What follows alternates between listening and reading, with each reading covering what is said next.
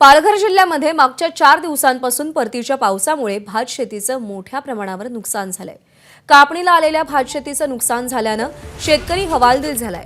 दरम्यान नुकसानाचे पंचनामे करून सरकारनं मदत करावी अशी मागणी आता शेतकऱ्यांकडून जोर धरतीये। शेतकऱ्याच्या बांधावरून या नुकसानाचा आढावा घेतलाय आमचे प्रतिनिधी संतोष पाटील यांनी।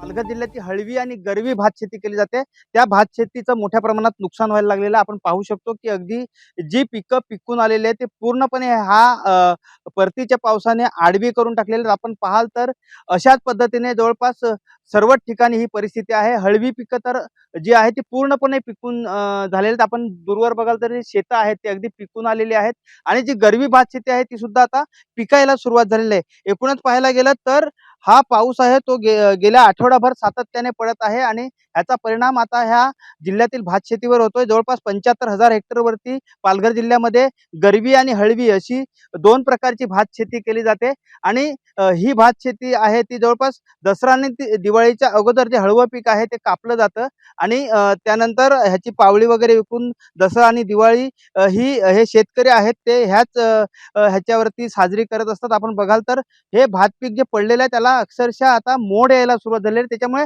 ह्याच्यातून आता शेतकऱ्यांना काही मिळणार नाही असंच चित्र आहे। पण पाहायला गेलं तर ह्या पावसामुळे आता बळीराजा आहे तो त्रस्त झालाय। संतोष पाटील, एबीपी माझा, पालघर। एबीपी माझा, उघडा डोळे बघा नीट।